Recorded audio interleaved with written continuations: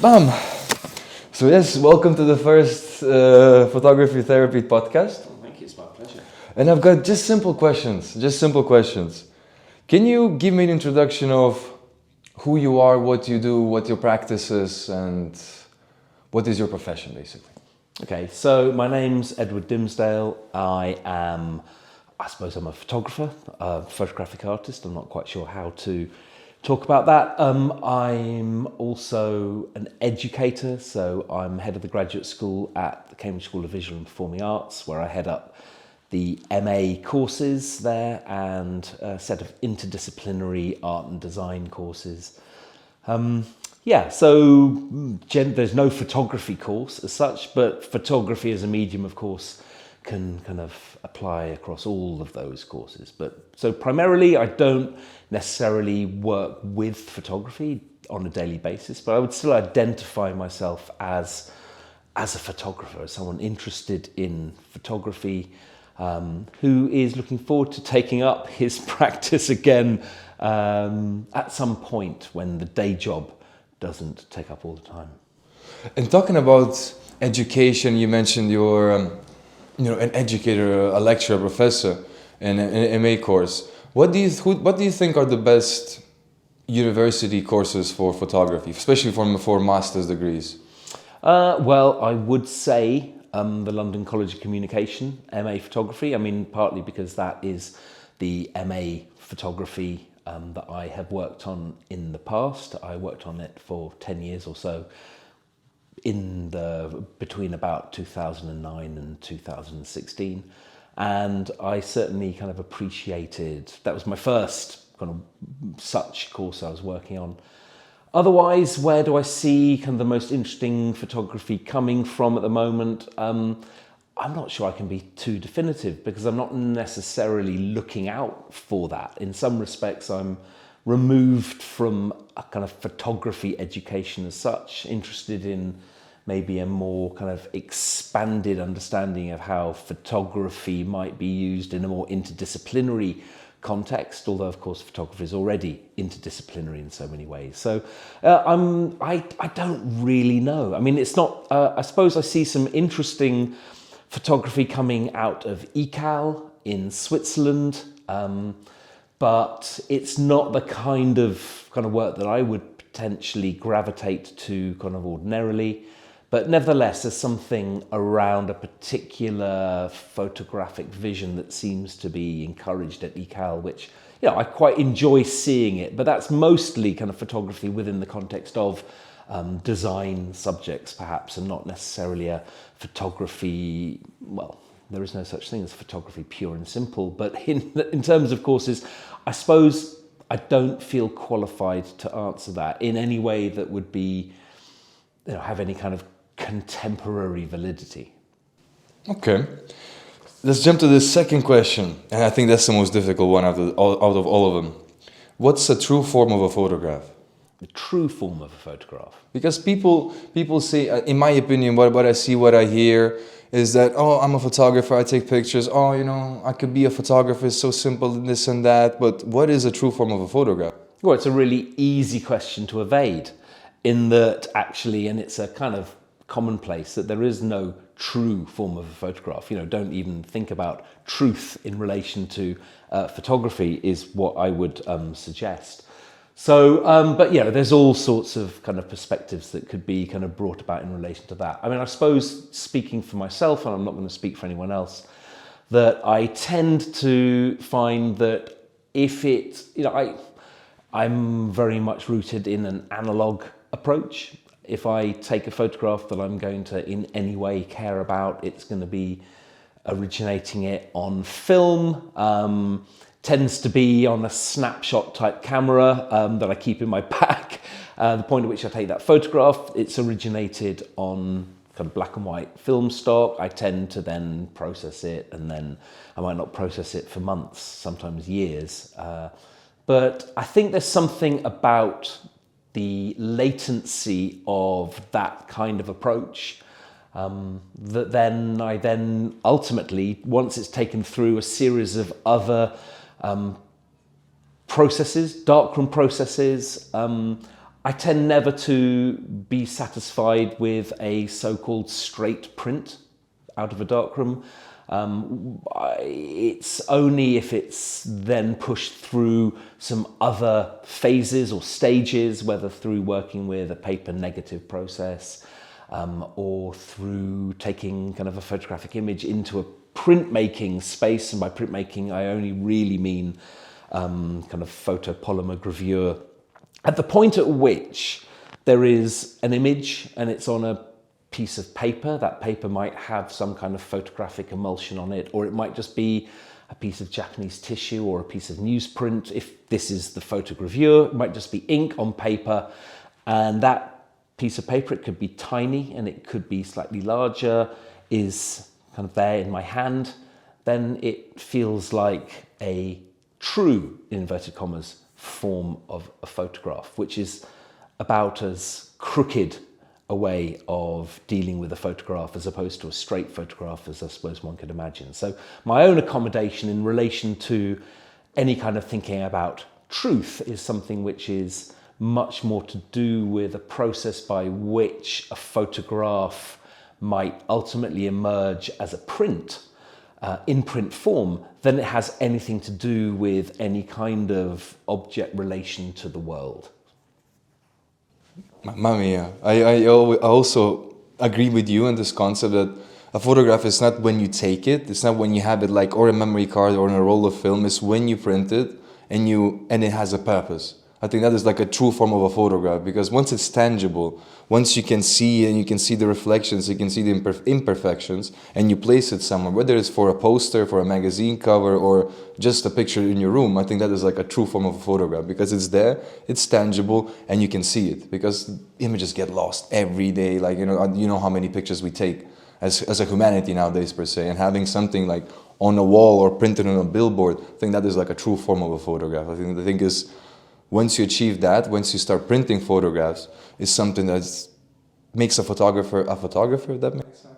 I would certainly I could subscribe to that as well. But I think there is a point before the taking of a photograph, and I tend to be of the thought that, I tend to take photographs. It became rather fashionable to say I don't take photographs, I make photographs. And no, I take a photograph because I don't really think about it particularly, although I've kind of realized subsequently that kind of get out clause of, I don't think about what I do, I just somehow feel it or intuit a moment and then, click the shutter, and then whatever has been kind of in any way inscribed upon a piece of light sensitive kind of emulsion in a camera is somehow, has some kind of validity or kind of purpose to it, as you say.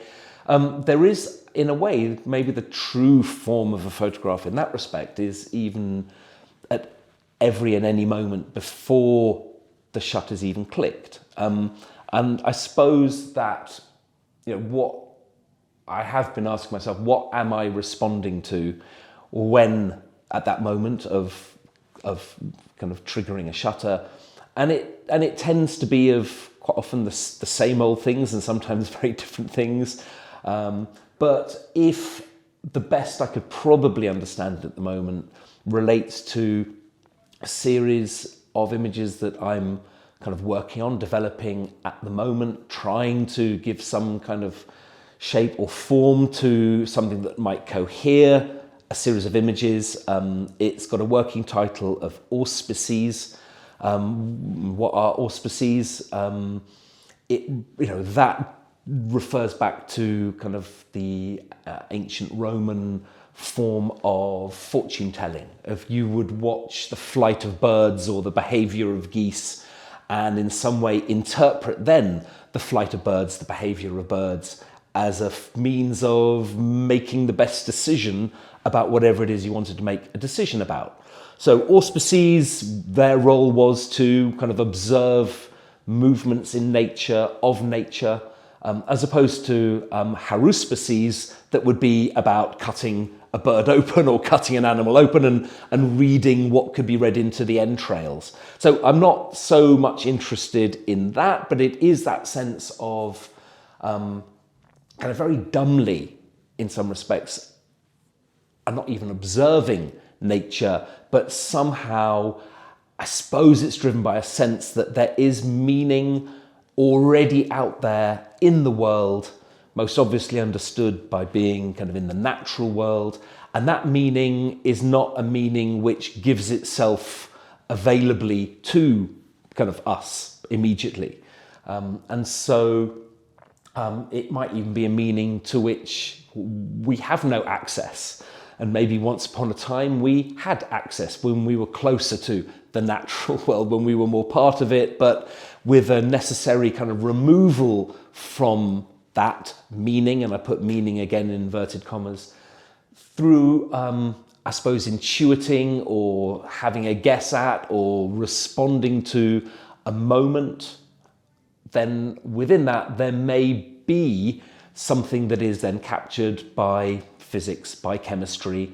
I suppose the question originally was, what is the true form of a photograph? And the simplest definition I've ever come across is light modified by objects. So that could refer to pretty much any photograph. It's light modified by objects. It's a pretty fundamental, foundational definition. And so kind of coming back to this notion that there is a meaning out there which is foreclosed to us. We can't get it. There is no way of actually saying it is absolutely this or that. Then a little bit like ancient Roman auspices, it's about interpretation. There's a kind of hermeneutics, a kind of reading meaning into.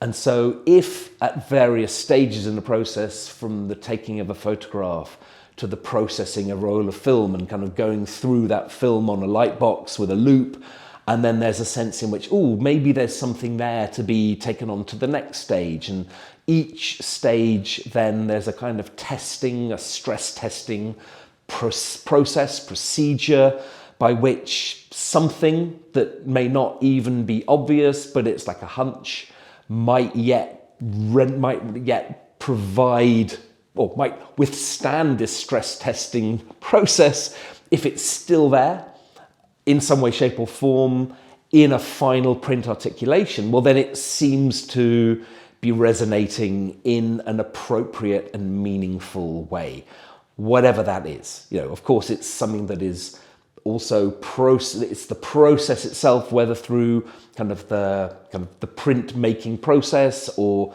more purely photographically through producing a print, making a paper negative of that print, and then contact printing that with another piece of photosensitive paper to produce a final object. In each case, it's a bit like photocopying a photocopy. And if you photocopy a photocopy and then photocopy the photocopy, you get rid of information. Whatever's there is polarized. It becomes blacker and blacker and whiter, and extraneous information is got rid of, and what is still there is still there.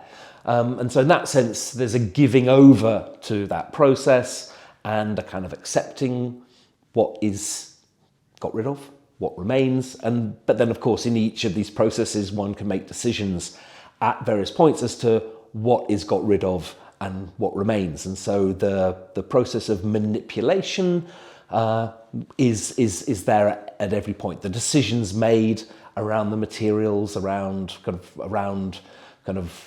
all those decisions. I mean, photography is nothing but a process of decisions to be made. The result is whatever those decisions came into play. And so within the very kind of narrow confines of the decision, the areas for decision making that I would engage, then whatever results. Mamma mia, that was brilliant. Thank you. Jumping to the next question it's more referred to people who will listen to this, and maybe to people who would like to jump into photography, or people who are studying photography. So this question comes from a statement from John. He's my landlord, and as mentioned, he's a multimedia artist. And we were just having a short conversation about photography, because every day we have a different conversation about different mediums of art. And he said that he has a friend that he used to be a teacher. I think he's still a teacher in a high school somewhere around here. And he said that today's problem is that there are more photography students than photography opportunities and jobs. So now this question relates to, what are the 3 things for an emerging photographer or artist? Because I think being a photographer is like being an artist. So what are the 3 things an emerging photographer / artist should consider? I have no idea. Take a photograph. I mean, that's a really facetious answer, but what should someone who wants, I mean, we're all photographers anyway. We know no one, we all take photographs. We're all photographers now because we all have highly sophisticated photographic apparatuses in our pockets. So I suppose, okay, first thing is consider the apparatus, whatever the apparatus is. So I suppose one of my bugbears is any time that a photographer says, oh, I'm not going to talk about the equipment, I'm not going to talk about what camera I use, oh, it's my, and I just think that's nonsense. It's complete nonsense. I want to talk about what cameras I use. If you don't ask me what cameras I use and how I use them, well, then I'm almost not interested to talk about it.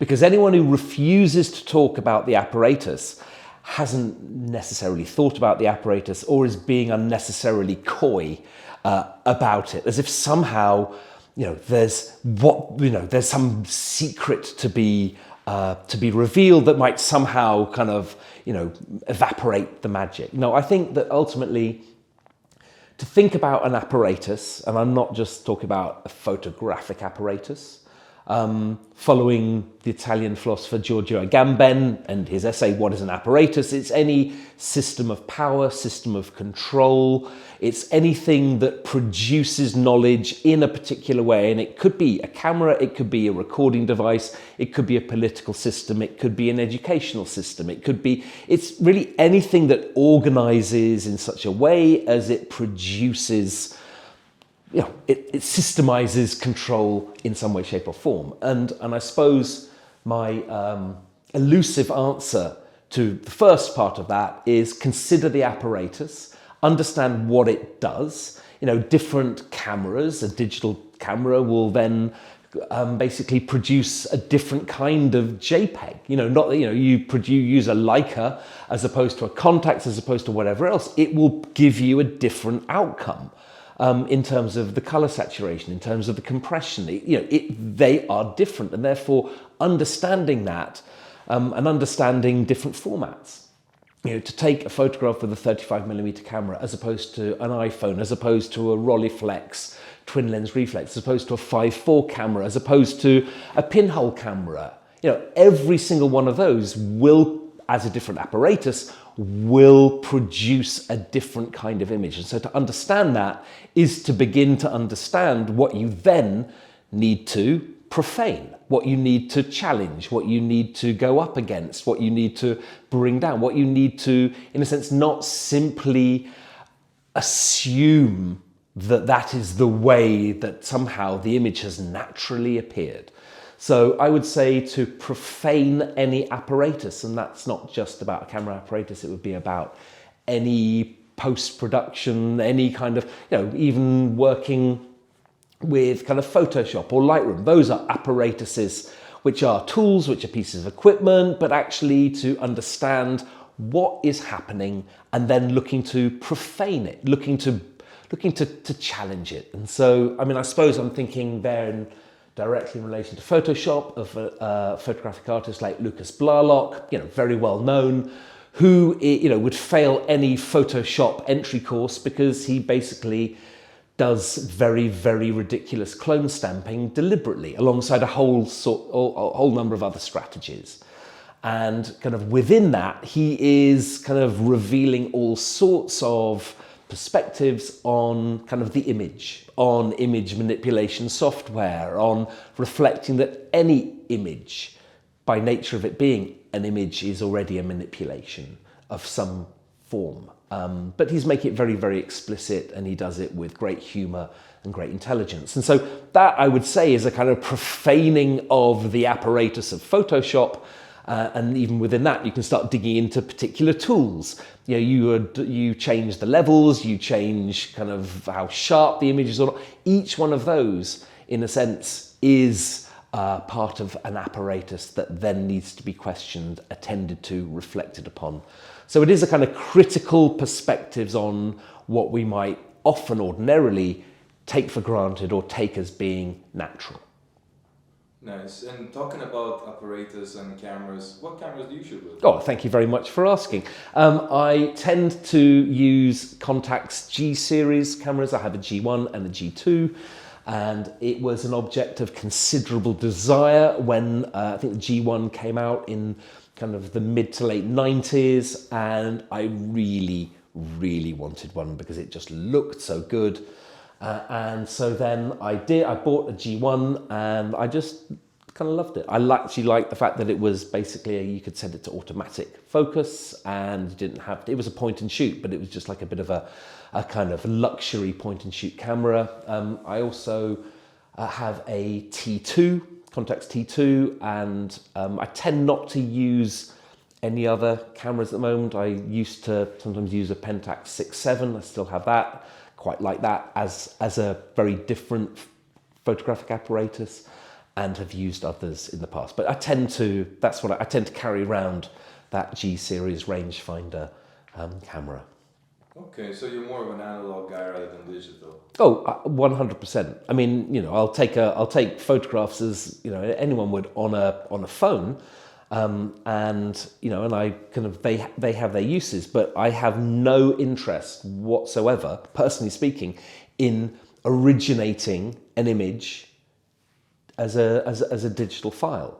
And it extends beyond that. And it's just because I'm an old git, I suppose, but also it's kind of where, if ever I could add it's not even about adding value, it's about what I'm interested in, or what I feel in any way has any kind of inherent value for me, was even producing at kind of a certain amount of expense, a series of the kind of A2 digital prints from digital images, and I printed them out on a kind of beautiful Hahnemuller photo rag paper, and they were just awful. And they were awful insofar as they didn't do it for me. And so I ended up with that series, I basically just scrunched them all up. So they were all kind of scrunched up. The moment that they were kind of deteriorated and squeezed into frames that were too small for the images themselves, then it felt right. That felt good. In the most trite way, I kind of basically destroyed those images, and then they started to work but then by the same token, I could produce even the scrappiest little image through a more purely analog process. I say purely analog, it's not purely analog, because often there'll be in terms of photogravure, there'll be generally a digitally produced positive from which you kind of expose a plate, and then the paper is kind of the final image that comes from that printing plate. So it's not entirely kind of digital, but fundamentally, there could be a little scrappy piece of newsprint with an image on, but if it's just ink on paper, that will hold my attention and have my care in a way that even the most sumptuously printed giclée print, I'm just personally not interested in it. I mean, I can encounter someone else's kind of digital print or digital work, and I can find it compelling in all sorts of ways. In terms of, all the decisions that were made that led to whatever those outcomes were, I'm not even bothered about how it came to be so much. But in relation, as it pertains to my own practice, just not interested. If it's not, in a sense, emerging from a process and a set of materials that I feel, whether it's kind of ridiculous, whether it's kind of slightly demented, but whatever it is, it feels like that's right. So that rightness, again, inverted commas, is what resonates strongly for me, and other forms of work, producing work digitally, don't. Now, okay, so give me some fabulous monochrome M or whatever, give me a really high-end digital camera, I might start to change my mind, but I somehow don't think I will. Maybe I'm just, lost in the kind of, some kind of obsolete past with romantic notions. But there is something that I would have to say in relation to what operates for me as an authentic, again in inverted commas, an authentic way of developing images that are a truth, in inverted commas, so far as I can make out. What kind of two more pieces of advice you would give to an emerging photographer? Okay, so I'm going to play the Agamben card again, and this is from years of lecturing on fine art courses and photography courses and bringing kind of theoretical, philosophical frameworks to bear. But so being put on the spot, so if What is an Apparatus is one short essay by Agamben, another one is called What is the Contemporary? Now, without going into what Agamben is setting out in What is the Contemporary, essentially in a nutshell is the proposition that the contemporary is the untimely, that which is not along with the times. And so there's a dictionary definition of contemporaneity, which means now. We are having this conversation, contemporary, along with the times. And but fundamentally, this notion of untimeliness, which Agamben takes from Friedrich Nietzsche, which is that sense of that actually to be along with the times, to be a contemporary, doesn't necessarily mean that somehow some non-historical archaic past is not as present within a present moment as what we might imagine to be contemporary. So I think it's about being able to read history in certain ways, to recognize that there is nothing new under the sun, to be able to actually engage in processes, photographic processes, alternative processes that are, alternative / historical as a means of understanding, getting a contemporary purchase, a true contemporary purchase on whatever one might be doing right here and right now. So I suppose that it can't just be achieved in a moment, but I would say, history, go into the history of the medium, understand not the history, but the histories of the medium, and write one's own sense of kind of what might pertain to the photographic more generally, through a lens that might be regarded as being kind of historical. Of course, not just in relation to the history of photography, but the history of art or kind of science or kind of all the different ways that there might be interesting, important, urgent, even context for considering the contemporary photographic image. I mean, one example would be alchemy. You go back to kind of the medieval medieval alchemists who are kind of now regarded or have been regarded often as being just kind of greedy fools trying to kind of turn base metals into gold. But actually, that was both proto-science, but also it was spiritual work. The transformation was not only from kind of, lead into gold, it was also about a transformation of the self. And I think that in that respect, anything, in a sense, from a historical perspective, can then become like a crucible, like a laboratory within which to reflect upon contemporary practice. So, I would say, in a word, considering that of contemporary practice through kind of historical lenses, as well as, of course, kind of casting ahead and kind of anticipating all sorts of futures might also become a way of thinking about what one is doing in the present. But I would also say that, maybe this should be the third rather than the second, because the second might have its own containment. But if we're coming on to the third, I would say randomness. randomness and the random. So I would say the best exercise I've come across for someone who wants to kind of either load film into a camera or go out or really think about what it is that they're taking photographs of, and it's a very well-known strategy. But if you say you have a roll of 36 exposures, you've just loaded a film into a camera, maybe it's the first time you've shot a roll of analog film and you're wanting to just explore that, you go out and you just find something that you want to take a photograph of. No, you don't even need to think about it, just something that you think, I'll take a photograph of that. And then, having taken that photograph, you turn 180 degrees round and you take a photograph of whatever is 180 degrees behind you. So without thinking about it, without thinking, oh, what's behind me before you take the photograph, and you do that. So you take 18 photographs of things that you think that you want to take a photograph of. You take another 18 photographs randomly because that happens to be whatever it is, 180 degrees behind you. And ultimately, as you kind of put together the 18 that you intentionally took a photograph of and the 18 that you unintentionally took a photograph of, very often the 18 that you didn't mean to take end up being a more compelling set of photographs than the 18 that you meant to take a photograph of. Wow, that was amazing.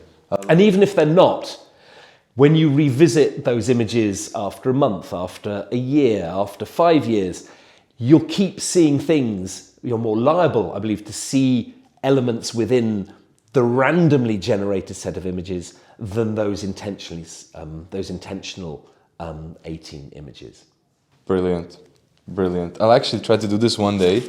I'll take a roll of film, 36 exposures. I'll do 50 and 50, as you said. Take a picture of whatever I think I like to see, and then turn around by 180 degrees and see what I should have taken the picture of. I think it's just, if you haven't done it before, if no one's done it before, it's a useful exercise. And and it's not to say that it is invariably a better set of pictures, but what it does is that it allows one to ask questions respectively about each set of images, about the images that were unintentional and the images that were generated in a more random way. And I think that is then that process of attending to one's own, what one looks at, what one doesn't look at, what one takes in, what one ignores.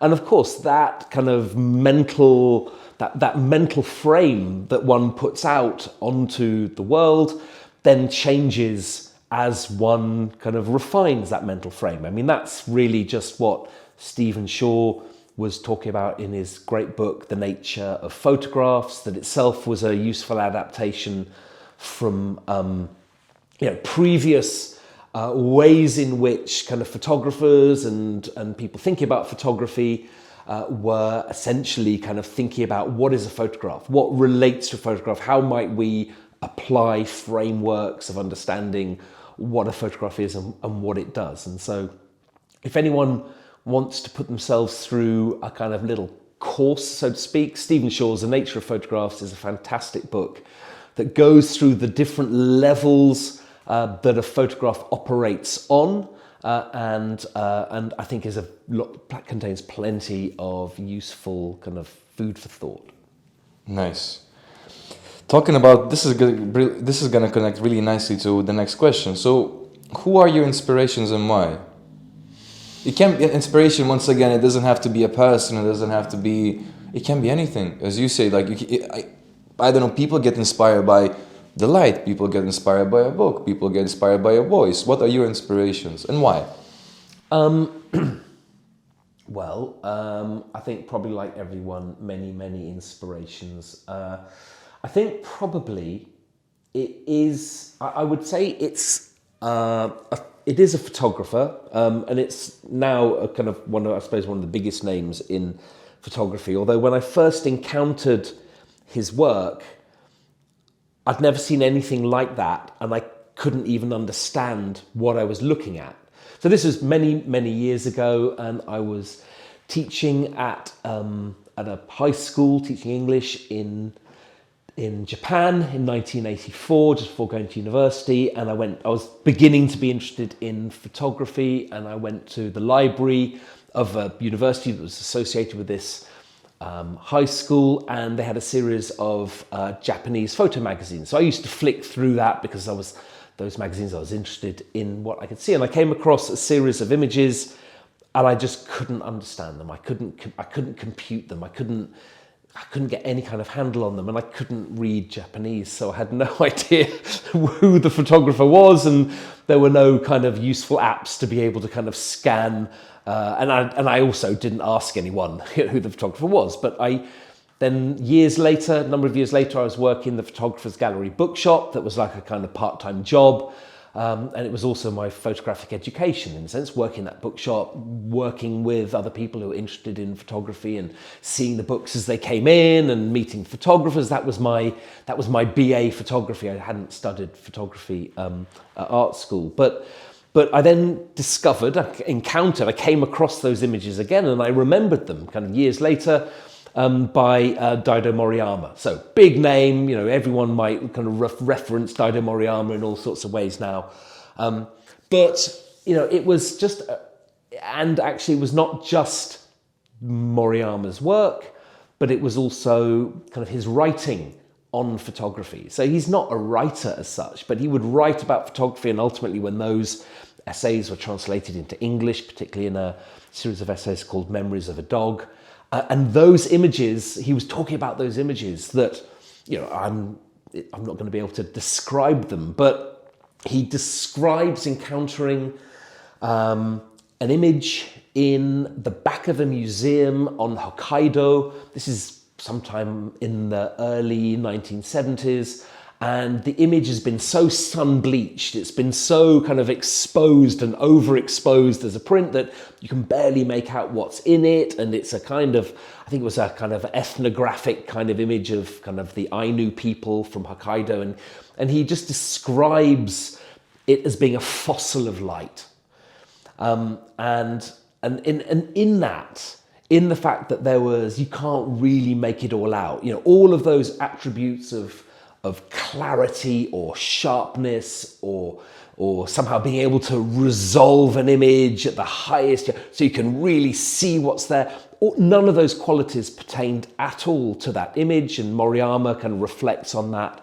But I suppose it's something of that initial encounter with an image that Moriyama had produced, and then subsequently finding out him writing about this other image that he had encountered, in a sense was informing his practice, and a kind of reflection that clarity, that visual clarity or resolution has got nothing to do really with anything that I'm particularly interested in. Those qualities of kind of clarity, resolution, sharpness, high definition range, of all of that kind of stuff is all well and good, but somehow I was always more interested in the counterpoint to all of those attributes, whatever those counterpoints were. So more famously, in more recent years, the Provoke era, which Moriyama was associated with, the kind of terms arebure bokeh, blurry, grainy, shaky, out of focus, that became kind of bokeh, which basically just meant it's out of focus, but people just want to give it another term. I mean, it's tracing the lineage of an idea that is an idea of being blurry, grainy, out of focus, and looking to understand what might be contained within that kind of visual expression. That's pretty much kind of kept me interested and going. Not to say that there aren't plenty of very, very sharp, very clear, very kind of resolved images that aren't also compelling. But certainly for myself, it's never had quite the same inspiration, I suppose. And that is something which I kind of recognize I'm still kind of working through. I still, if I produce an image and if I can understand what it is that image is, if I can describe it to myself or if I can articulate it, then I'm not really interested. I'll kind of, if it's, I'm not so interested. But if somehow it, again, it's a kind of a romantic notion, one might say, but if it somehow is kind of mute, or it it doesn't give of itself too readily, then my hunch is that that can sit where it is at the moment, and maybe, at some point something might be, another layer of the onion will be peeled off, and there might be another understanding of it. So anyway, that's a very roundabout way to talk about inspiration. I would have to say it is kind of Daido Moriyama, as much for his writing about photography as it is kind of what, little bit by little bit, over a period of quite many years, I came to understand as being something that kind of operated with impact for me in relation to what I am interested in and what I look for in my own work. So this first encounter was, you said, in 1984? Well, this first encounter was with some of Moriyama's photographs published in Asahi Camera. Yeah, so that was that encounter with Moriyama's work, and then later on I encountered him writing about another image which I've never seen, because it's, I don't know, maybe still in some museum in Hokkaido, or maybe it's been taken down, thrown away, or whatever. But so but nevertheless, that image, or his description of his encounter with that image, is something that helped me to understand that image that I could never resolve, and has itself then fed into, I suppose, the images that I like to produce and the images that I'm kind of interested in. So this inspiration has been with you for quite some decades, which is the definition of inspiration, I guess, because if you get inspired by something that you saw years ago and you still practice it and you're still inspired by it, I think that's brilliant. And this kind of connects to the next question. It feels like you knew the questions beforehand. It's incredible. So you were speaking about how you get attracted by the mute of an image, like an image being quite mute and not revealing itself to the viewer immediately. So what is your decisive moment when you take a picture? Do you stage your images? Do you capture the moment? Do you create the moment? What is your decisive moment? When is it when you press that button? Okay, well, for a start, I would have to, if you're going to use that term decisive moment, well, then you're talking about Cartier-Bresson, you're talking about a particular, I would say, kind of theoretically underpinned perspective on the taking of a photograph. And, and I wouldn't necessarily say that I am, I wouldn't necessarily kind of put myself in that kind of place and talk about the decisive moment. I think I spoke to it a little earlier on. I mean, that muteness is a muteness in relation to the final image, and there's a muteness before taking the photograph. Now, of course, I might then take a photograph and think, oh, there you go again. You've taken another picture of a twig. Oh, well done, Ed. You took a picture of a twig. Or you took a picture of a bird. Or you took a picture of, a little, whatever it might be, a kind of splatter on a window pane. And, so there's always a point where you kind of end up just going, oh, for goodness sakes, there you go again. Why? I don't really know why. And there might be sometimes something else that is prompted, but I don't know why. I can certainly bore myself with the predictability of some of the things that I might take a photograph of. I tend to, if it's a photograph of a person, they tend to be tiny in a very large landscape. So, and in that case, I could say, well, I'm just channeling kind of, Eastern tropes of landscape art, or, but I don't quite know. I think that muteness is a sense of not wanting to. I don't have a subject matter. I would admire anyone who goes out into the world with a subject matter or intentional subject matter and looks to try and... Can I ask you why? I mean, I think it's second nature for a photographer to have a subject matter, but it's also second nature not to have it. But why don't you have a subject matter? That's just out of interest. Well, it depends how pretentious you want me to be. Just tell me. Okay. Well, if I can be properly pretentious. No, I mean, I think I'm slightly kind of deprecating, I think. But again, it's more latterly, as best as I understand it, it might, I don't know for sure, but it might arise from some intuition that about the interconnectedness of things, of all things, of not necessarily being able to or wanting to differentiate between this and that and the other, but some kind of intuition, which is an intuition as old as old as intuition might even be, about interconnectedness. And so if I can use as a medium, kind of photographic medium, as a means of trying to get at something around the interconnectedness of all things, then I think that keeps me kind of interested. And yet I wouldn't be able to talk to you about the interconnectedness of all things, but it's a sense of, it's just an apprehension of something as, I suppose, kind of bland as that. I say bland, it's not bland, but it's a kind of I suppose one might think of it, or I might be pleased to think of it as a more kind of philosophical, one might think of it, or I might be pleased to think of it as a kind of a spiritual dimension.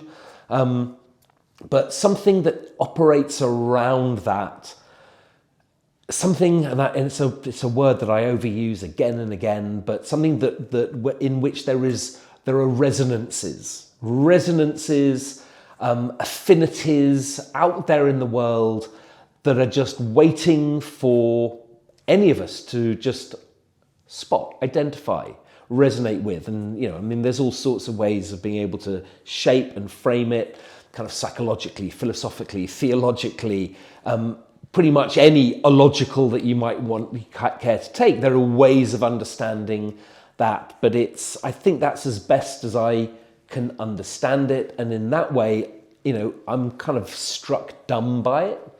I don't really want to talk about it, or I'm not able to talk about it any more than that.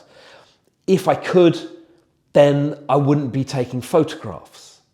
So I think it's the kind of, it's a little bit, again, it's a bit of a thorny old cliche, but ultimately my best shot at attending to that intuition is by means of photography, by means of a set of adopted processes, a series of decisions that are made that result in quite distilled images. And so that idea of a still, of a distillery where you just put a whole load of stuff in, and at the end you get some pure drops of something that has been distilled, that is derived from all the crap that went in. The heat is applied, the pressure's applied, something's evaporated, something's captured. It then comes out as a distillation as best I can. That's what I'm looking to do. That's what I'm looking to achieve. I certainly can't do it through the written word. I am verbose. I talk and I talk and I talk. And, I used to have 3-hour lecture windows when I was at LCC, and I used to talk for 3 hours because, when do you stop? Or, all you can really do, and if you talk about photography, all you can really do, so far as I was concerned, is tell stories, open up ideas. I had nothing to say other than look at this story, think about that story. So it was all about storytelling. If I was to, I could keep talking, and I won't, but that talking, in a sense, or the writing, or the any other means available to me, I'm not able to address the intuition in the way that provides me with a degree of satisfaction in any other way than through the particular forms of photography and photographic printmaking that I have so far encountered. And it's not to say that there might not be other ways and means of doing so, but I don't know, I'm getting on now. So I think I'm just, if anything, I'll be thinking I'll just do more of that. And that's going to be kind of the very best that I could do. But that is that sense of, I can do something by means of kind of a particular form of photographic printmaking that I can't really do in any other way. I like this approach that, it's bizarre and fascinating at the same time that not having a subject matter. I like it because when you ask, for example, if you would ask me what's your subject matter, I would sit down for a little bit and think, because there's different contexts of when you take photographs. So I would have a subject matter on the streets, but I wouldn't have a subject matter at home, if that makes sense. So it's nice to kind of hear someone saying that not necessarily there has to be a subject matter, because it's also some sort of a pressure if you think about it. Like, what's your subject matter? And you immediately think, and it's like, okay, what is it then? It's like, maybe it's this, maybe it's that. But not having one is also like a nice response. Well, the thing is, now, in a sense, now I do. I mean, I've provided a response to that question. And as I say, it has only more recently, through particularly reading another philosopher called Michel Serres, who died in 2019, but through kind of reading some of his writing and translated into English primarily. I'm half Swiss French. I have read some of his works in French, but I tend to read it in English. But that sense of kind of interconnectedness, and that if I name that now as my subject matter, maybe what I do and what I will do is only look for interconnectedness, and then suddenly, the subject matter itself will end up pulling the plug on the kind of images that might have spoken to subject matter. So maybe that's it. Maybe I'll never take another kind of, so far as I'm concerned, compelling image, because I'll only be looking for subject matter. I'll only be looking for the interconnectedness,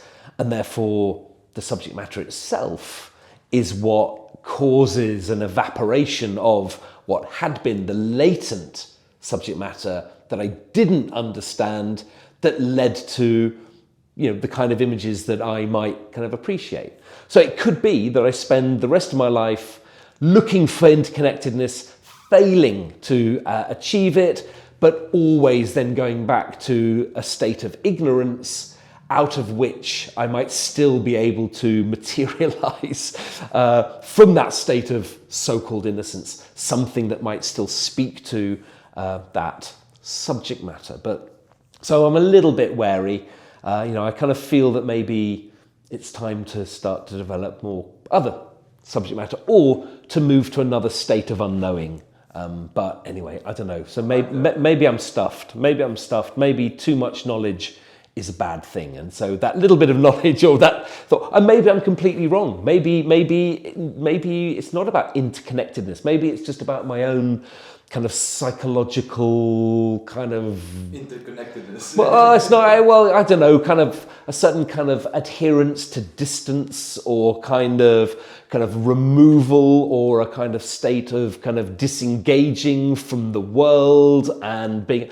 Maybe it's about that. Maybe I need to tell myself it could be about all sorts of other things, and then that might then allow a bit of space for it to be whatever it is that then emerges from a process and somehow becomes then an articulation in some way, shape or form. Nice. Now I think we reached at the end of the podcast, and the next question would have been, what is a photo essay? Because just to give like an explanation what a photo essay is, because personally, I don't know. What is a photo essay? Well, by which I take it you mean something that doesn't require language, or doesn't require words with which to cohere or to kind of drive some kind of development. Well, again, this isn't my thought, but there are various schools of thought. Particularly developed, I think, compellingly by John Berger and the photographer Jean Mort. So the writer, critic, artist John Berger, and Jean Mort, a Swiss-French photographer, in a book called Another Way of Telling. So it's a bit of a classic kind of text, but in which, and just to reduce it unfairly to one kind of soundbite, but in Another Way of Telling, the argument goes that a single photographic image, requires some kind of structure, framework, scaffolding of language, a title, some kind of caption, something explicatory. Otherwise, a single image can be like a helium balloon. You let go of it and it'll just go and float up into the ether, because you can't. It needs to be pinned down. If one as a photographer wants some kind of intentional meaning with a single image, you're just not going to be able to do that, because ultimately, I mean, maybe that's a definition of an effective photograph as opposed to a photograph that requires more text. But yeah, anyway, it's opening up a whole courses have been devoted to thinking about the relationship, of course, of the photographic image and text. However, their argument, in another way of telling, is the moment that you start to put one photograph into a sequence with another photograph and then another photograph and another photograph, then that's the point at which photographs can begin to be they can begin to not have to rely on text, on language. I mean, of course, everything becomes language again. You start to think about or discuss what might be that essay that is developed through that sequence. But fundamentally, it is by putting images in sequence. Now, I'll then I suppose I'll move on again, because I think that is not necessarily a photo essay. You think about sequences by photographic artists like Mario Giacomelli, who produced these kind of fantastic, poetical evocations that had a title already. That title begins to set how one might start to think about those images. But is that an essay as such? I mean, I might, whether or not it's too reductive a definition, might begin to think that an essay needs to be persuasive. It needs to have an argument kind of somehow developed through it. Now, if you take that as a definition of what the essayistic might be, then whether or not photographs alone, without any kind of linguistic or textual apparatus around it, are able to develop an argument, I think probably that is the case. It is possible, kind of visual intelligence applied, and it's certainly an exercise worth doing. Is it possible to develop an argument? And I would say probably it is.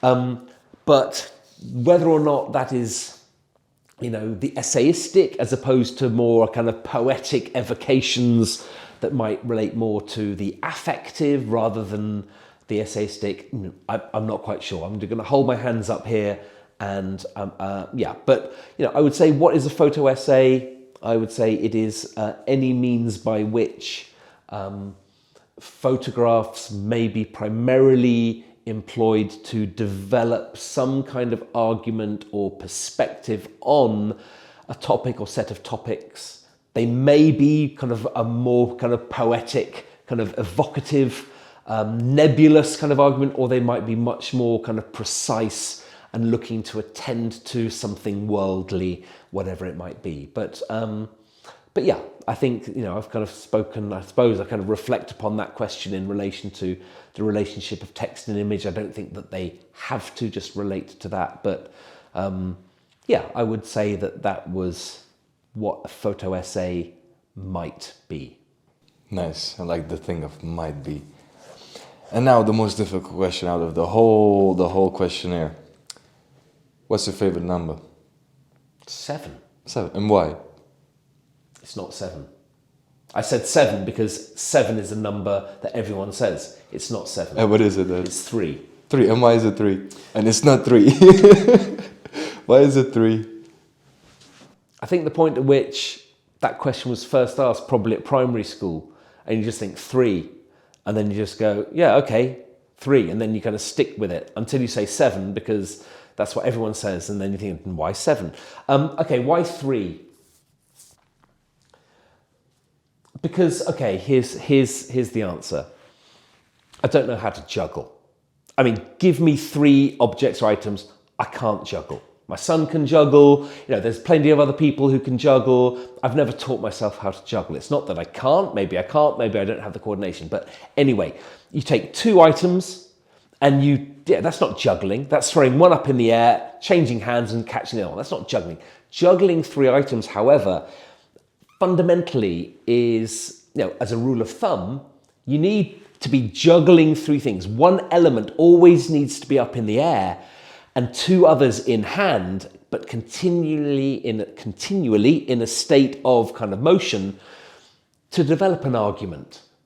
Yeah, to consider anything. Anything that is just a binary, it's this or it's this, tends to be pretty flat, pretty dull. You know, there's always going to be things that operate between the one or the other, some kind of binary opposite, black, white, male, female, yin, yang, hot, cold. So therefore, the idea of the third that comes in and has to, pulls the other two out of position, I think that's probably the most effective answer I could give. Brilliant. Well, thank you very much. Not at all. It's my pleasure, Dom. As ever, my pleasure. And this is like off the record. This is my personal curiosity. Do you think, because I sometimes think about it, and I think why I personally take some memories, some pictures, is that eventually, I mean, it's not gonna happen. I'm like, I touch balls, I touch everything. That photography can be used as therapy eventually. Do you think there's what is your thought on something like this? Do you think photography can be used as therapy for something?